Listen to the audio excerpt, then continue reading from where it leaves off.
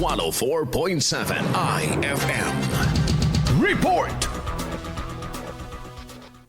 Hindi pa rin nawawalan ng pag-asa ang pamilya De Vera ng Barangay San Miguel sa bayan ng Calasiao na makakasama nila ang kanilang anak na si John Lloyd sa araw ng Pasko. Si John Lloyd halos isang buwan nang nawawala. Ayon sa kanyang ina, nakunan umano ng CCTV ang pagtangay sa kanyang anak sa isang convenience store sa bayan madaling araw noong 23 ng Nobyembre. Iti siya, abalang maanak ko ma'am, may simpo dyan abong mansisilpon.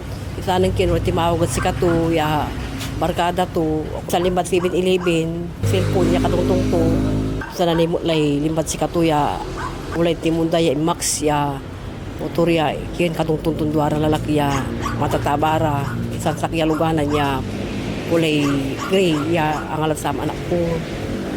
Nalapot sama mo, nasimpo anak ko, ya inalada, agalasimpo yung natan.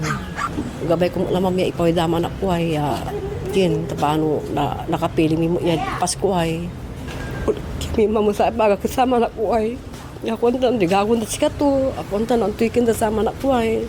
Sa panayam ng IFM News Dagupan sa Calasiao Police Station nang may report ang tungkol kay John Lloyd, agarang nagsagawa ng aksyon ng himpilan upang matunton ang kinalalagyan ng binatilyo. Pinaplas alam na namin, binigay na namin sa aming provincial office, napunta na sa regional, so alam na ng buong region na nawawala po itong personalidad natin.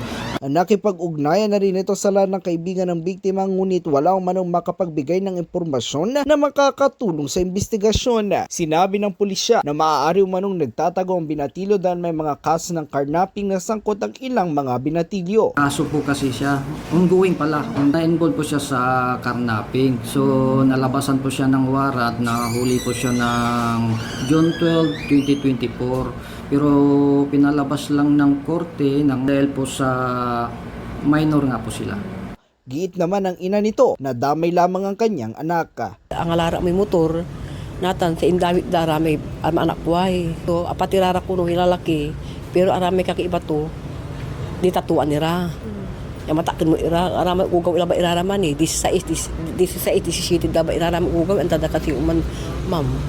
Samantala, patuloy ang pakikipag-ugnay ng pulisya sa mga kaanak at iba pang individual na makakapagturo sa kinaroroonan ni John Lloyd. Kasama mo mula rito sa bayan ng Calasiao, ito si Idol Matthew Pacheco, Tatak IFM.